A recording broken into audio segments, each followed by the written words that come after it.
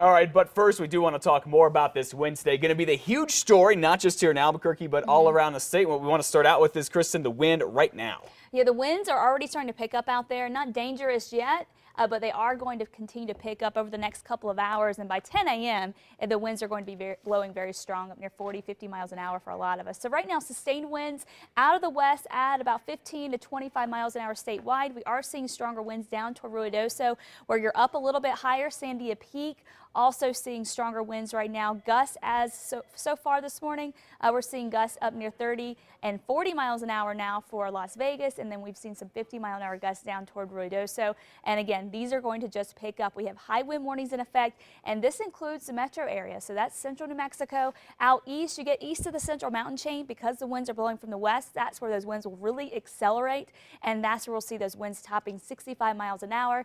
Out west, wind advisories, where winds could gust to 55 miles an hour, and that still could do a little damage, but the strongest winds out east.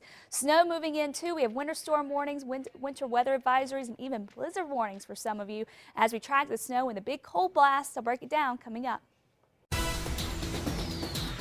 Now to some overnight news. One man in the hospital in Albuquerque right now in critical condition after getting hit by a car near ABQ Uptown.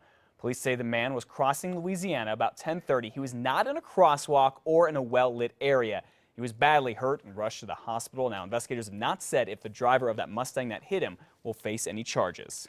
UNM could make a decision today about what to do with a fan that caused a scene at the Lobo game recently. UNM isn't happy with the bad press that has ignited around the country from this video that you will see in a moment. It was taken during Wednesday's Lobo UNLV game. Now, the fan was seen pushing one of the Rebel players.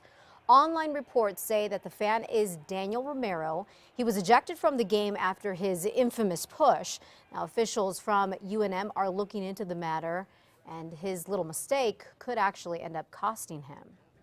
Probably the biggest thing would be to suspend that person from, or ban them from entering the pit for an undetermined length of time, maybe a game, maybe the year.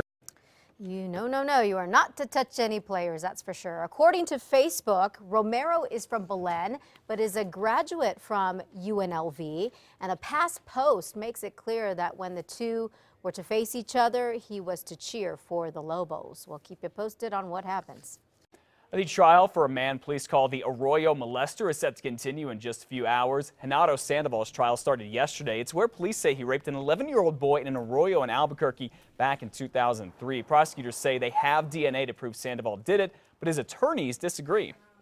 The case is going to focus on the science of this DNA and where it came from. If the DNA was correct, it would support all the other pieces of evidence. Renato Sandoval's trial is supposed to last for about 2 to 3 weeks. At any time today, police in Los Lunas could arrest the men they say broke into a Walmart on Christmas Day and stole thousands of dollars in guns and electronics. They say that Gary Wilson right here is a person of interest in the case, and they say that he's the only one they're naming right now. Police say that Wilson drove the getaway truck, this one that they seized on Monday. It looks just like the one caught on surveillance video at a gas station right before that Walmart was broken into. Police are also trying to find all of that stolen stuff. Well, good news for the big peanut plant in Portales as it is hiring back a lot of its workers right now. In fact, all but half a dozen of them who were there before the plant got contaminated with salmonella earlier this year are now back at work. The plant is still going through a lot of changes, still getting sanitized as well. And I remember back in the fall, salmonella from this plant, Sunland Inc. as it's called, made more than 40 people sick all across the country.